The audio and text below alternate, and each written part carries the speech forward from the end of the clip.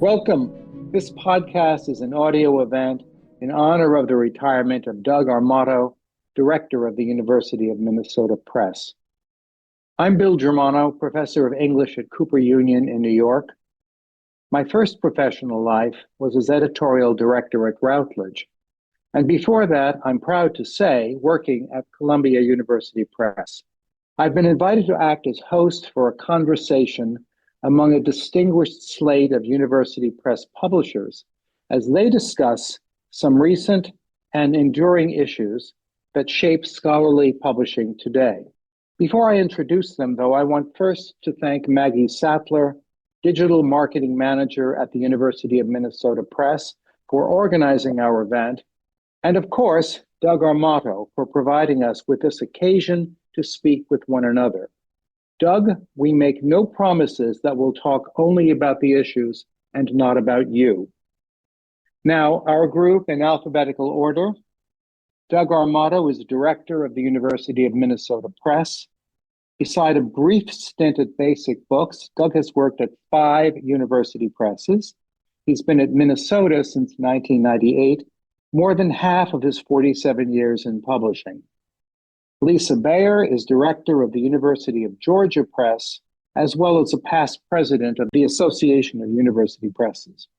Greg Britton is Editorial Director at Johns Hopkins University Press.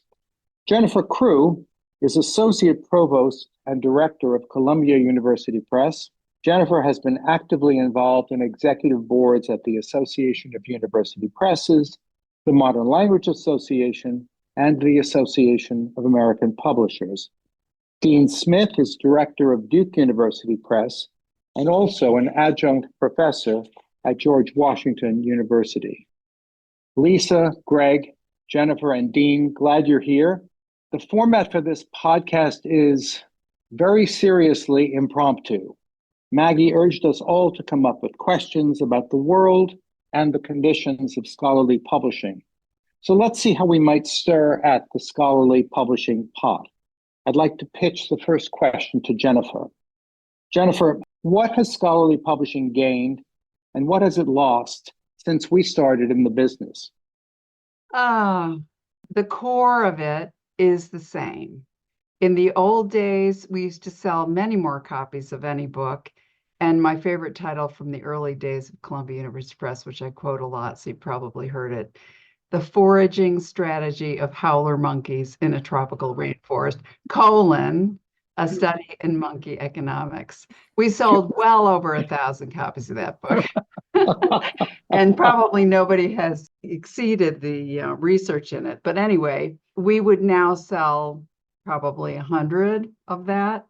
And that's the big bad difference in terms of sales and supporting ourselves through the books. We used to support ourselves and now we don't. That's the big difference, I would say. Can I pitch the same ugly question to you, Lisa? So I came in a little bit later than some of the rest of you, not all of you. I don't remember a time when we really supported ourselves. Doug said something about, is the crisis in scholarly publishing still with us? And it was a crisis when I came in the late 80s as a graduate intern.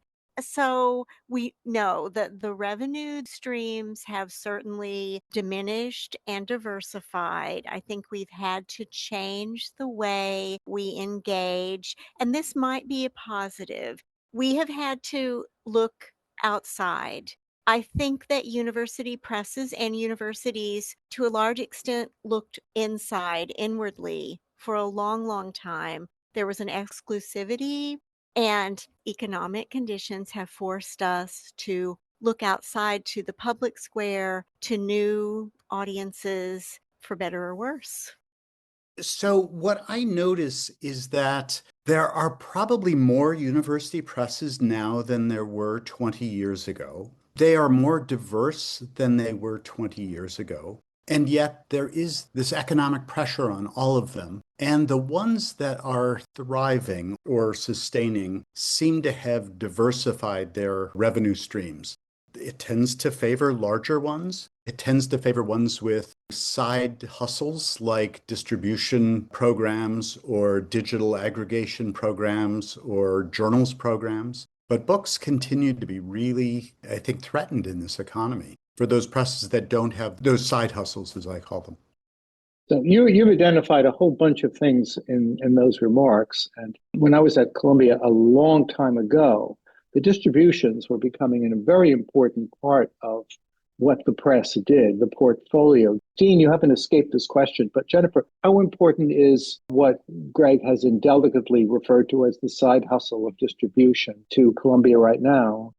Well, I would say it's not only the side hustles, but the presses that also have endowments. There are some presses that do have endowments, and that offsets any losses they have. But for us right now, we do a lot sales for a lot of presses, and it means we can support our own group, and we don't have to go get another, commission rep group. But yes, I would say the side hustles are essential, whatever they are, because we can't make it work otherwise. You have to get something else. Now, there are some publishers that do regional publishing, and sometimes those books can help, but that's a little bit few and far between, I think. I'm now embarrassed that I said that my colleagues who run a journals program that dwarfs the books program are side hustle. They would probably say our books program is the side hustle. Yeah. Well, I was going to indiscreetly comment on that, but I thought I can at least this once keep my mouth shut. Dean, what's it looking like at Duke on this regard? Sure. I wanted to just follow up on what Greg said, but the books are the personality of the press. They're the identity of the press. The journals are the mission-driven aspect of what we do. I mean, we're celebrating our 100th anniversary, and for 60 years, this press was moribund and was slated for closure. And it wasn't until Stanley Fish and Frederick Jameson and Evie Kosofsky, Sedgwick, and others came to this press that transformed it. And the humanities then transformed the entire university. And the interdisciplinary approach and a renaissance in the humanities transformed the whole entire university. And yet no one wants to tell that story, but I try to tell that story. And Lisa, when you were talking about when I got to Cornell, I don't think anyone in the administration had visited the press in years. So trying to do things like publishing a book about the Grateful Dead show or doing something like that to bring people like, hey, we're here, we're doing things, or a book about John Cleese to sort of play back. I was looking for those opportunities to not be isolated. But ancillary revenues, that's the first thing I looked at when I got here, because all the external reviewers said, we had too many people, too many FTEs. And you just are trying to figure out how are you going to maneuver more ebook aggregations or more. I mean, we're considering things that we never would have. One of the things we've gained is a knowledge of technology that maybe we didn't want, right? Or knowledge of project management that maybe we didn't want. Like without a project manager on some of these things, you're done. But like we had recently been asked to do ebook sales for a UK publisher, like just the sales and marketing aspect of that. Now that was something new, but services, Bill, are definitely something that we're looking at trying to do. Yeah, I think just sort of adding another side of the same issue is that the other thing which has changed is the customer base. I mean, when I started at Columbia, which was around the same time that Bill and Jennifer started, 80% of the book sales were to libraries. I know.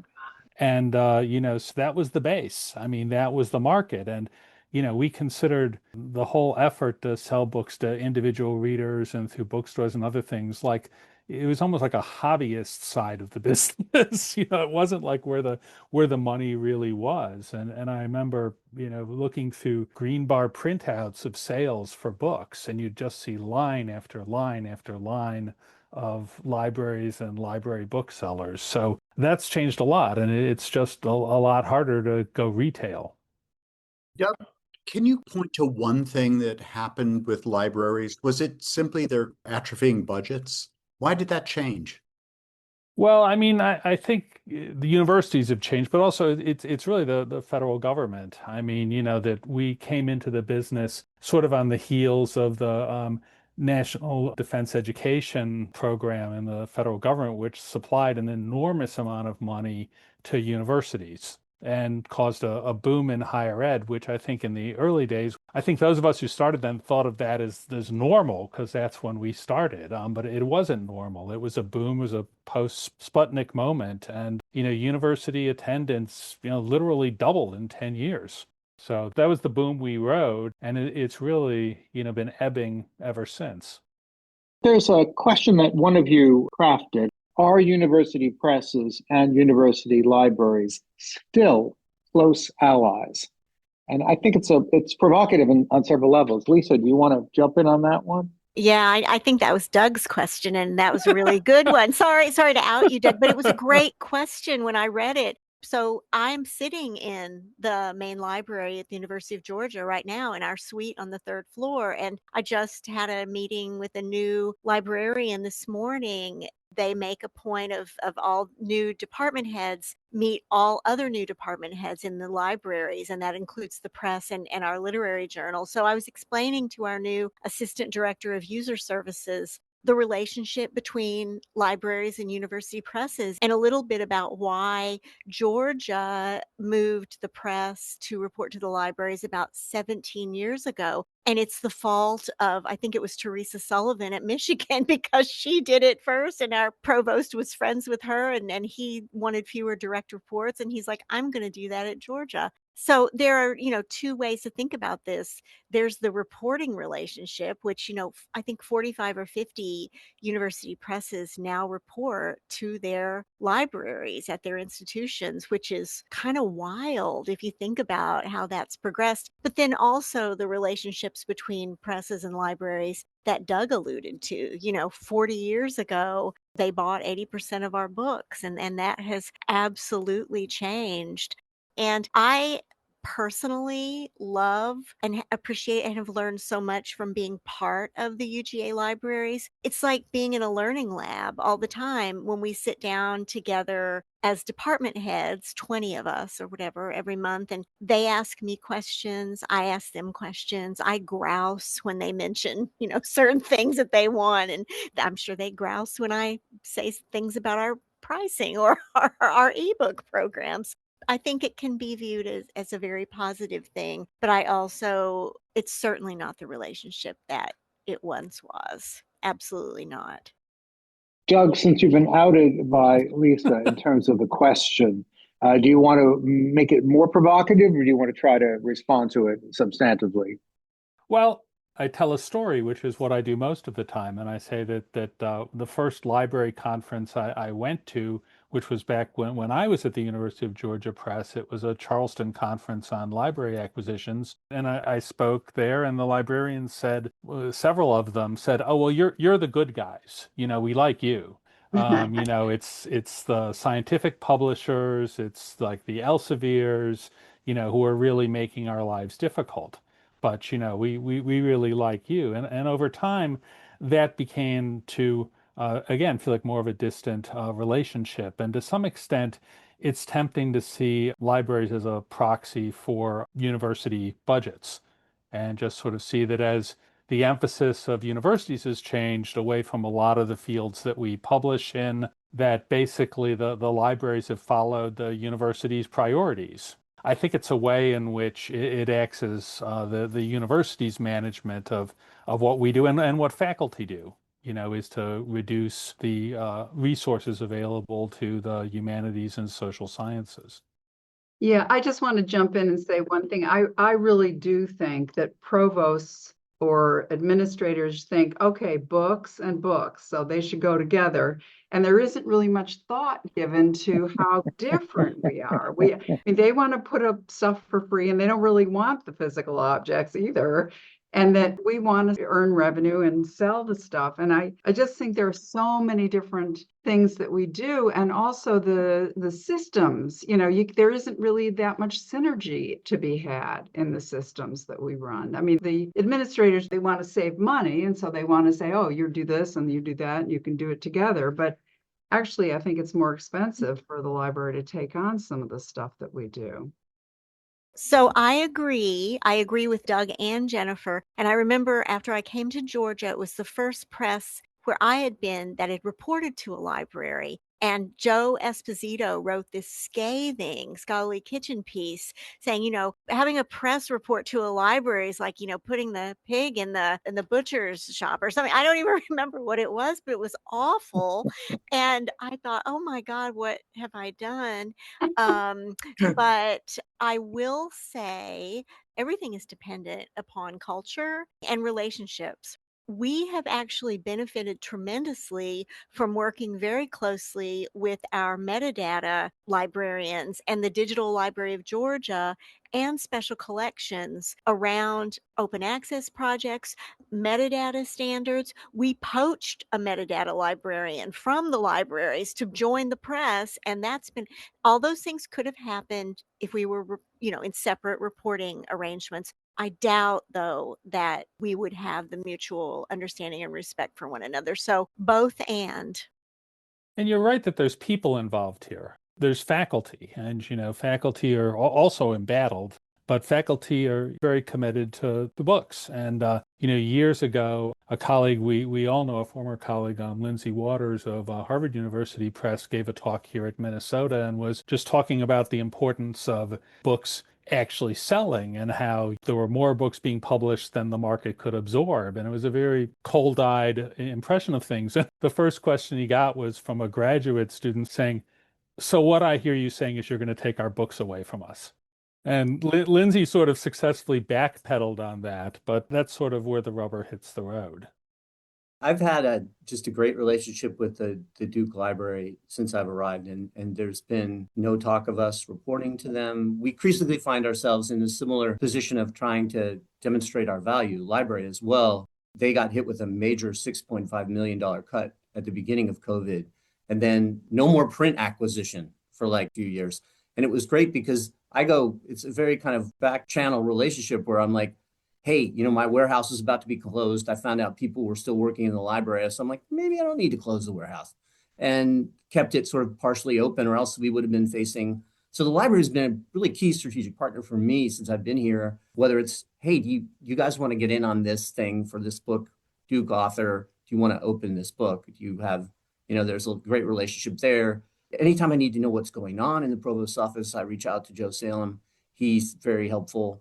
But increasingly find ourselves trying to find out, hey, what's going to happen next. We had to lay off 44 librarians recently because of the funding cuts, and that was a very difficult situation. But strategically, we share a fundraising resource. So they've brought us we've done joint events. There's just a kind of great synergy between us, and there's no reporting relationship. So whenever I need something, he happens to be a Grateful Dead fan along with me. So we do other things as well along those lines, and sort of subversive moments that people do can't figure out.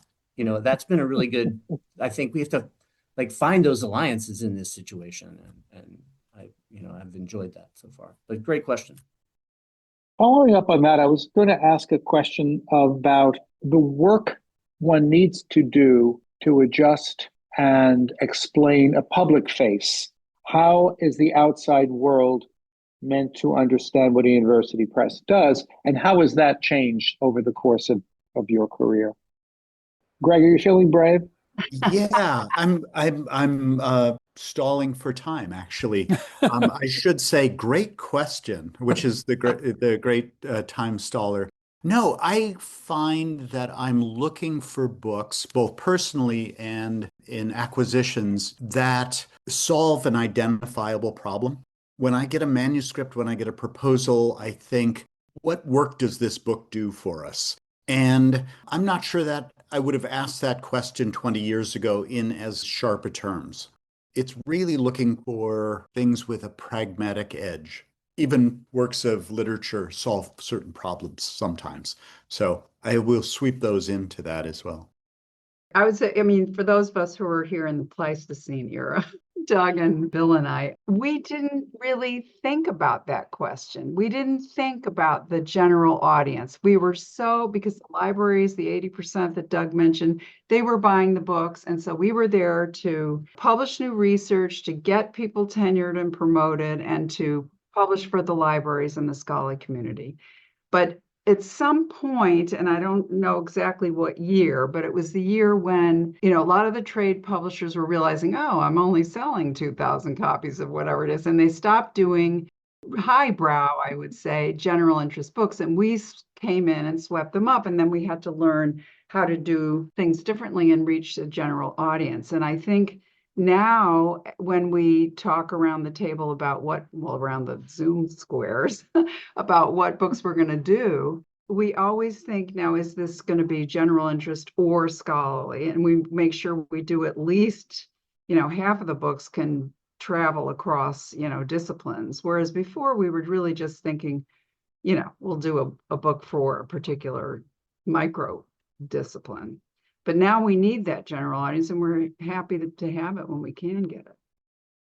Yeah, because as we went from that 80% libraries to say 20-25% libraries and the rest selling to, readers and booksellers, obviously, the mix has changed. So we've gotten, much stronger on that side. And I think that the ground for that transition was partly laid by Bill Germano. I mean, because when he went to Routledge, all of a sudden books had 4-color covers. And it's like, where did this come from?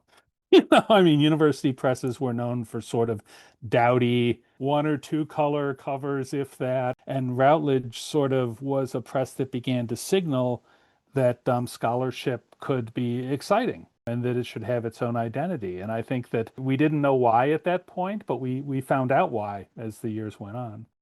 Minnesota's list was so important, and Duke's list too.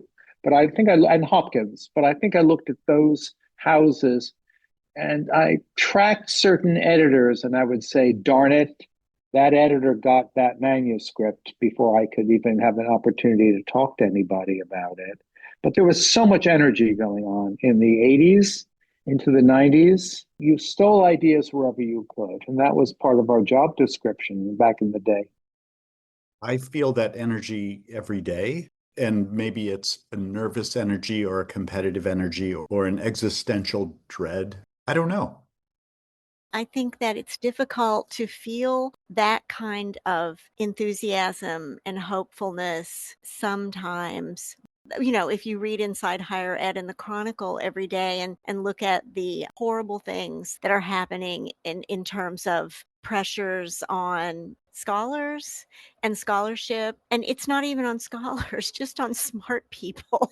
It doesn't, you have to limit it to that. So I still get excited about books, from our trade list to our scholarly list and our creative list. But I don't know, Greg, and maybe it's just also because we're all of a certain age. It's a little bit harder now, I think. Oh, I don't know. Maybe it's me. I fall in love every day. When I see Oh a my book God. proposal that I think, oh my God, this is, Yeah. Yeah. So anyway, it's optimism over reality, maybe. This is a podcast that's going to be listened to by people who are already connected to scholarly publishing. But it is a job for hopeless romantics.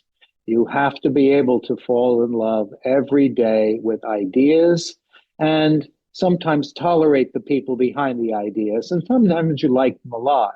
But if you only publish people you like, you'll go out of business really quickly. And getting excited by ideas that you cannot possibly understand as well as the author does is an act of enthusiastic humility that you have to sustain absolutely every day. That's the thing I most miss about that. But honestly, a lot of it is like teaching. I do a lot of talking to people about their works, their manuscripts. And it's funny, we were talking before about you could sell 1,000 copies when Jennifer said about the Howler monkeys. Back then, you could have 500 pages of research. Now you have to have a question. The howler monkeys want to know what you have for them in ways they didn't care about 40 years ago. And I think that's so what? Jerry Graff and his wife have that little book, They Say, I Say. It says the 2 most important questions when you're writing something is, the first one is, so what? And the second question is, whoever thought otherwise? And I use this in every presentation about writing, and I watch people cringe because they're looking at their work trying to think, what's the takeaway? What's at stake in what I'm producing? Not my homework, but what I want people to take away and use. If I were still in the business, That's what I would be trying to focus on. Also, I would say you have to focus because now with attention spans, we can't have 500 pages of research. We have to have like at the most, 80,000 words, Yeah. whatever it is. And so they have to distill it down to the so what. I mean, I'd also think there's a general strategy of, as Bill described, just, oh, well, looking at all of the other presses, they get things that you wish you'd gotten. And to me, a lot of it boils down to, what the Baltimore Orioles infielder Willie Keeler said, hit them where they ain't. You're always looking for the areas that are underserved, the topics which hadn't been looked at. I mean, just for something that stands out.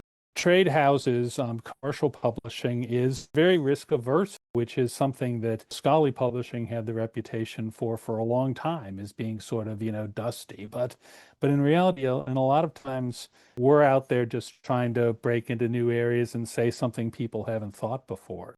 That, I think, is where the serial love affair that Greg refers to really comes in. It's just like a query shows up in your email inbox and you just say, oh, I haven't heard that. That's really interesting. Can I say that what I fall in love with every day is that we still have 15 to 20 students, graduate, undergraduate, apprenticing in the press every year, young people who still want to be publishers. And that to me is what is hopeful. I just hope we leave something for them, right? 40 years ago, that was me, and that was everyone on this call. And now, and they're still coming, and we're turning them away. And our donors are still funding them because they believe that this is a career, this is a path worth following for a lot of good reasons. Just to second that, we have an editorial assistant opening, 400 applicants. Yes. Yes. Wow. I mean, a lot of those, like at least half say, but even half are just robo, but the rest are legitimate and good. Both Dean and I teach in the George Washington Publishing Program, and this semester I have 50 students who want to be acquiring editors and are getting a master's in this. It's something one didn't need when we came into publishing. I don't think there was such a thing. There was not such a thing, and yet there is this enthusiasm for being in publishing in this new generation. So Lisa, I see it all the time, and it's exciting. We have a lot of PhD students come in post-grad, and they're working mainly in our editorial department. And a lot of those have stayed on. They go into publicity, and it's a very unique thing. Our last 4 full-time hires have been PhDs, newly minted PhDs with humanities degrees. When I think of these students, the youngins coming up, I think of how we have all been stewards of our publishing houses and of publishing itself. And when I think of what Doug has done, I came to Hopkins, which is happily the oldest university press in America. And I opened a file drawer and I found emails from Doug Armato. And I can tell you, Doug writes a mean email when he wants to. And I'm keenly aware that before Doug, there were others, and there were others before them. And we all run these sort of legacy programs that some days look like 19th century businesses. We're manufacturing things and putting them in warehouses and then selling them sometimes on the streets. And other times are completely digitally forward tech companies. But that's all part of that legacy. I'm aware every day that it's like, don't break this because there are people who will come after us. A couple of people have mentioned AI, and one of the questions you guys came up with is Whither AI. I like that, Whither. How is the AI tsunami different from or similar to past massive paradigm changes for publishing, such as the internet and ebooks?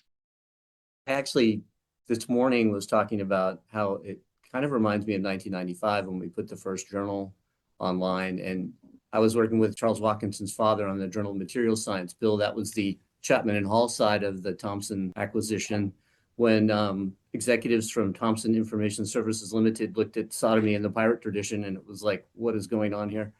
But I guess I did experiment with some usage stats and was asking questions of the ChatGPT variation, and I came up with some really interesting answers. But as a teacher in the program with Greg at GW, I'm wondering when the student's going to be able to select their avatar, select the course. I mean, I've checked some of my lessons, and to see how sophisticated it is, especially even about university presses.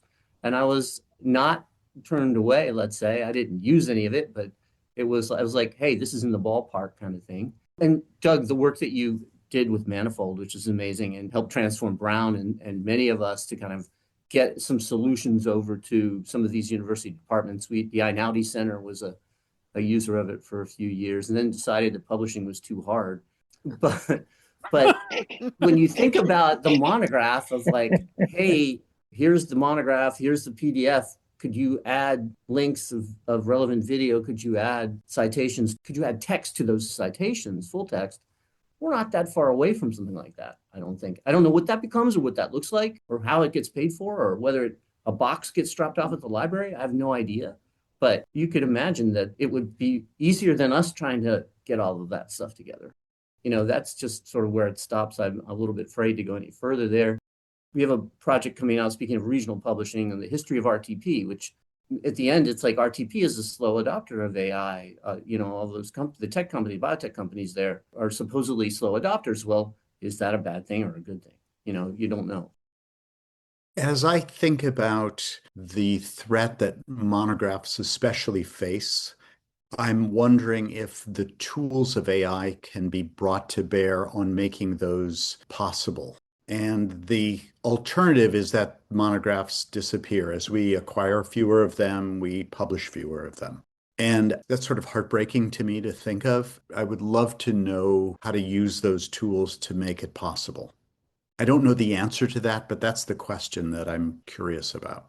And I mean the tools of AI in doing all of the routine tasks of publishing that need a human to keep an eye on, but that are expensive and take up a lot of time. Constructing metadata, writing alt text for images, whatever else. One thing about being in publishing, there's some challenge or something new, probably every 2 years, maybe every year. And that's the part that keeps it going and keeps us on our toes and wondering what the hell. And this is such a moment, I think. I mean, we had that when the Kindle came out or even when the iPhone came out. I remember there have been moments when we were wondering, were books going to continue to exist? Was it all going to be digital? Which didn't happen. And I think with AI, we're in a moment like that, but it's not just us, it's the whole university. We have to see how everything changes as a result of this. But I think what Greg just said about getting the more mundane little tasks done that we wouldn't have to, that's a good use of it. Yeah. And a lot of publishers are already doing that, particularly in marketing and ED&P. I agree with Jennifer. I think that this tsunami, it's going to come. It may or may not hit us. It might dissipate owing to what I think is some sort of false economic support. There's no there in some ways. And also when I hear my 17-year-old son say, I want to use my brain. I'm shocked that he says that, frankly, but I want to use my brain, Mom. I don't want to use AI. But that gives me, okay, the pendulum will swing. It may knock a few us off on the way, but 85% of our sales are still print books. Right. I mean, what you're saying is very helpful, but it's also that technology sometimes appears on the horizon as a threat, but the other side of that is culture.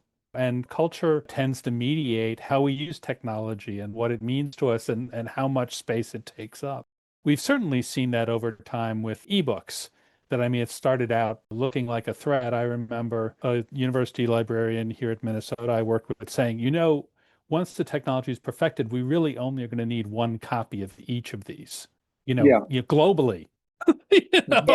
Well, So you sort of feel that sense of doom, but then you find out, well, people are using ebooks differently than print books. They use them for different functions.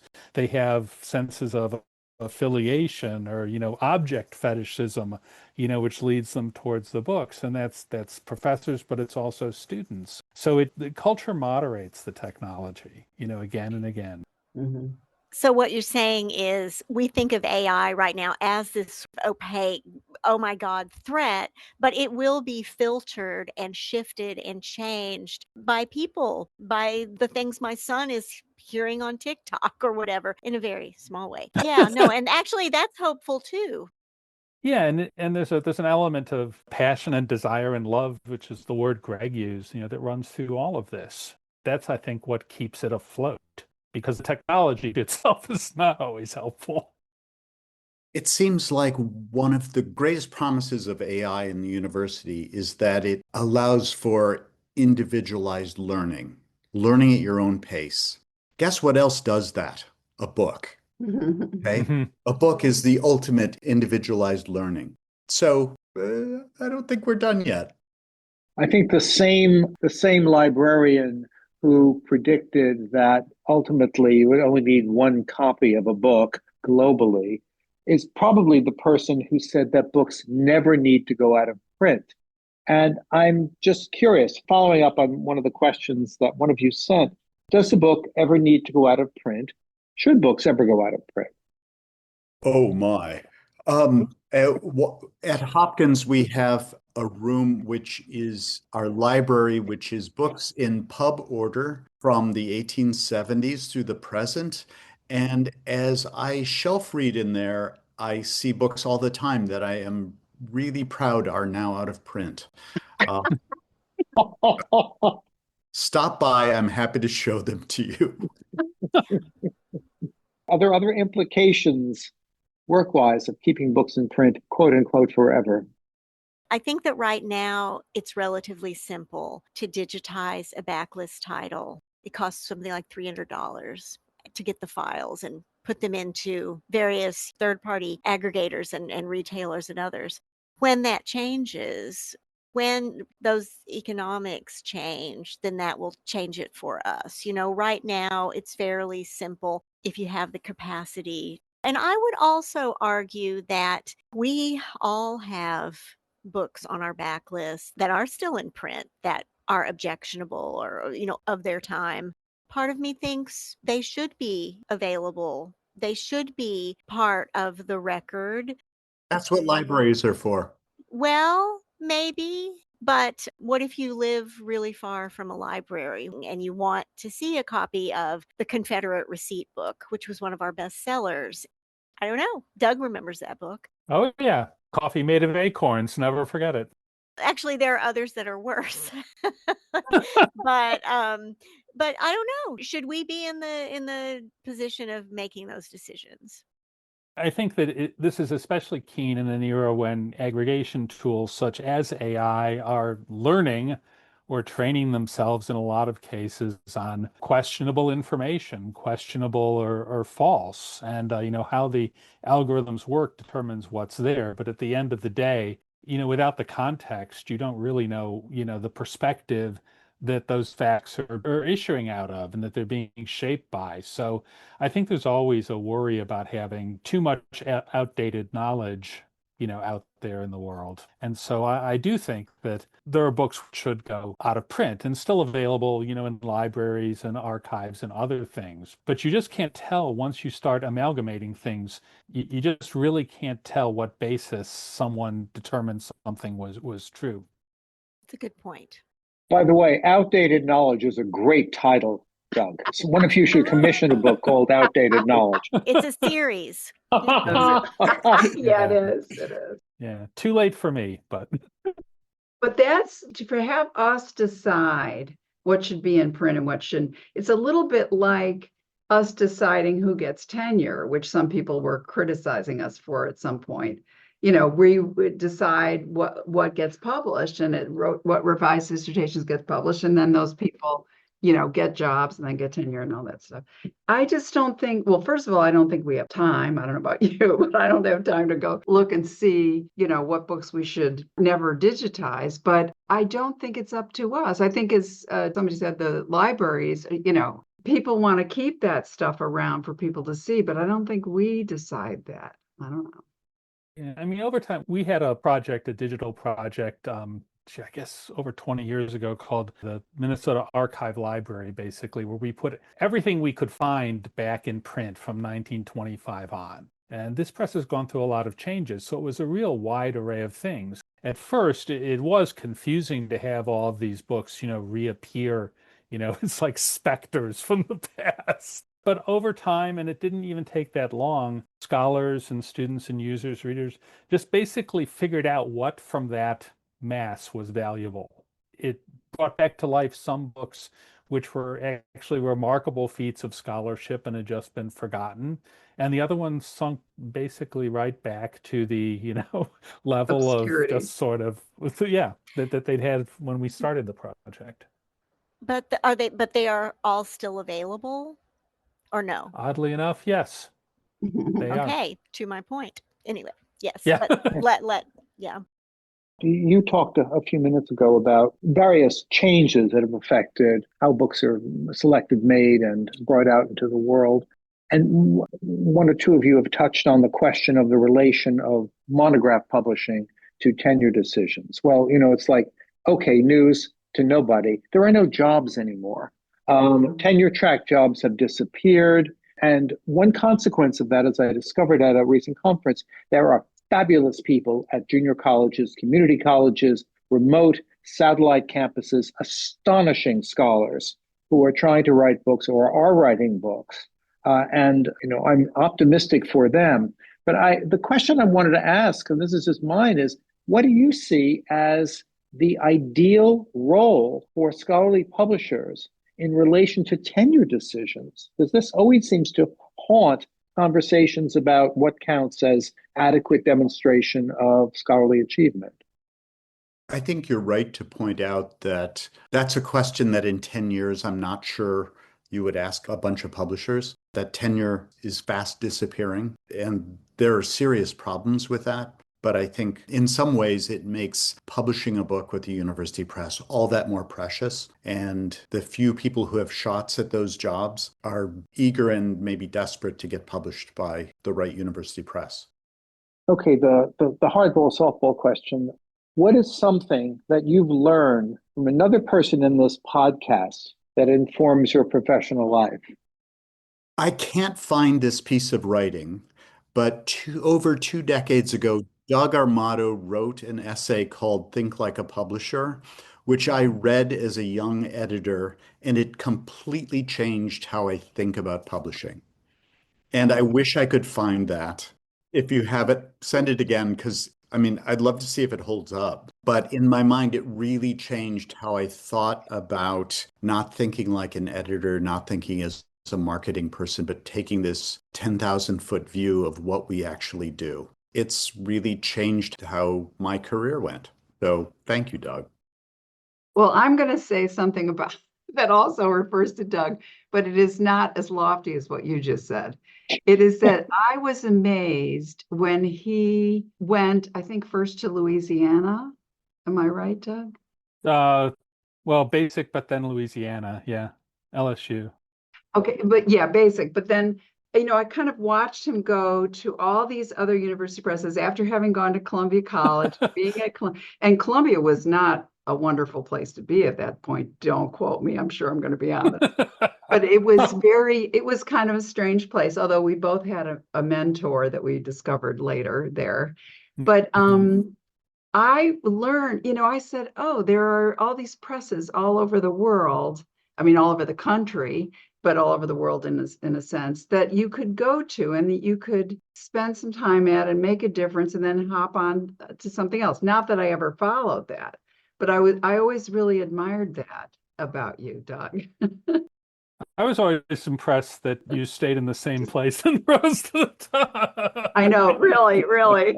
Well, I did have what I don't say to people, but which is true, is that I've been here twice. I mean, Yeah. I was away in commercial textbook publishing That's and then I right. came back. That's So right. Yeah, I mean, certainly that moving around. I mean, going broke was part of that. I mean, living in New York on a publisher's salary Yeah, was, it's nothing. Yeah. I mean, it was a pretty easy bit of math to just sort of look at how much money I had remaining and, how long that would last me before I started searching for, similar work. And I really loved the work, but searching for similar work in parts of the country that were less expensive to live in. True. When the business was a little bit more relaxed than it became, one thing I learned from watching Greg was, how to be a cutthroat competitor. I mean, Greg always had a way of knowing exactly, what he wanted for where he was acquiring books, where he was editing books, and, going after it just hammer and tongs. And there was no room for gentility. And some of this was in the pre-email days. I mean, when we were all communicating with stamps affixed to the upper right corners of envelopes, and things just didn't move that fast. Typewritten letters. Yeah. Yeah. Well, I will say I've saved all the emails that Doug has sent me and or posted to the listserv over the years.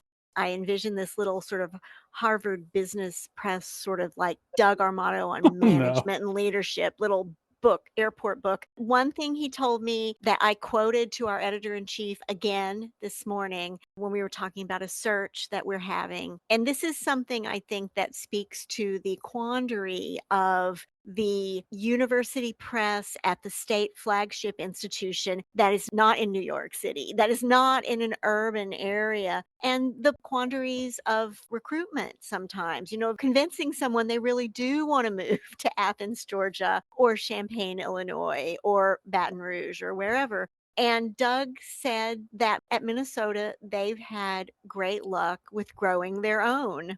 It's stuck in my brain that, sometimes the best candidate is the candidate right in front of you. There's something very sexy about hiring someone high profile, star powered from far, far away, or a more prestigious house or what have you. But sometimes you have to grow your own. And that has worked so well for us since I really understood what that meant.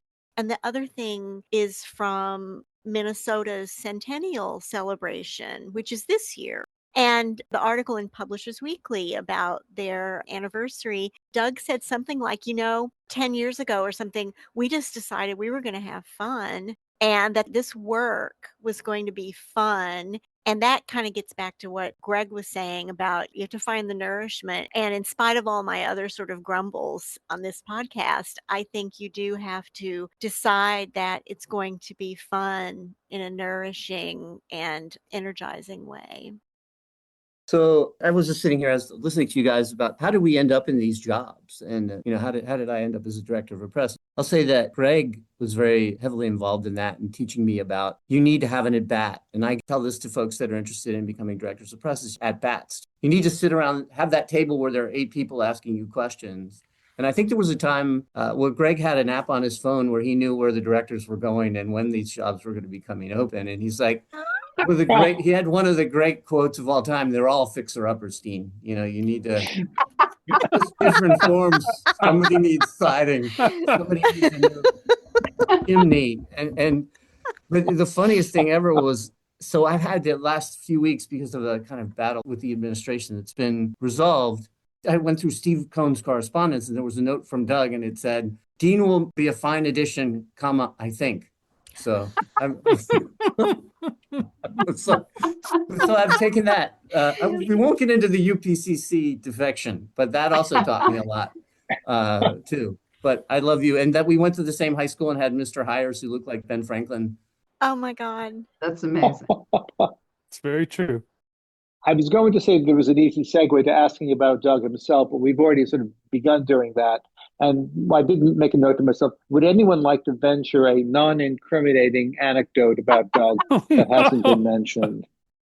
In 2004, Doug called me and said, I'm going to the American Association of University Presses, and it's in Vancouver. Are you going? And I said, I think I can go. And he said, great, let's drive there.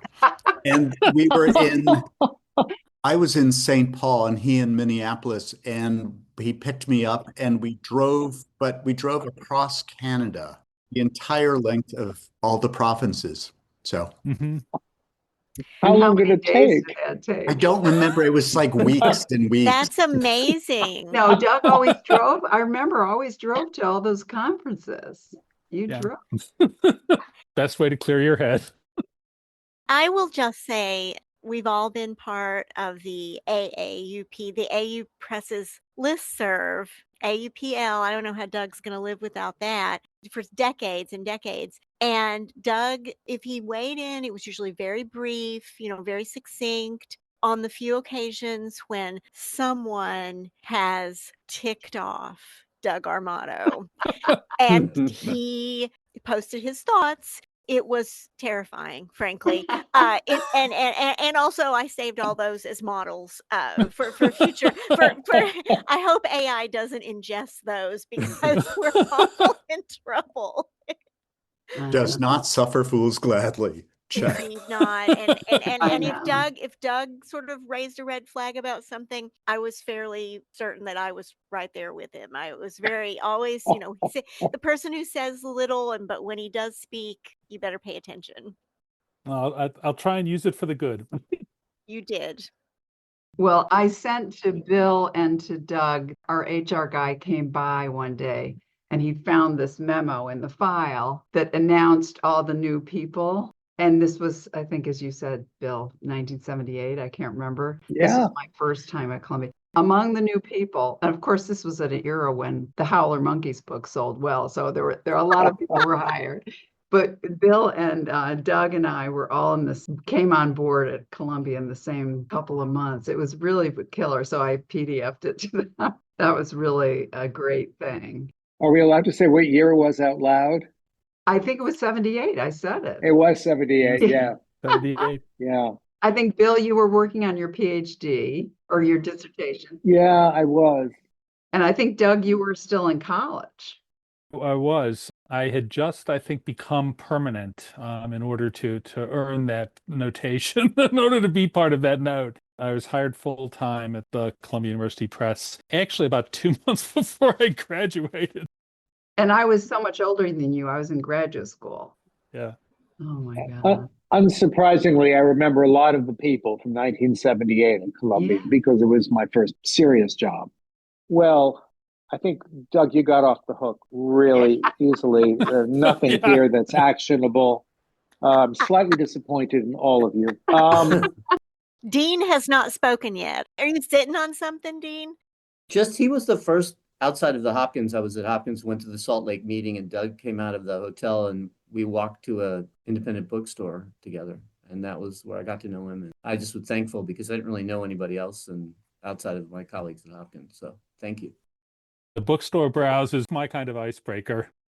I just want to say, Doug, thank you very much. You have been an amazing colleague for decades and an absolute pleasure to have in our lives. I look forward to seeing what you do next. I'm curious myself. I think it's going to involve lots of long road trips and time in Hayward. Yep, no doubt about it.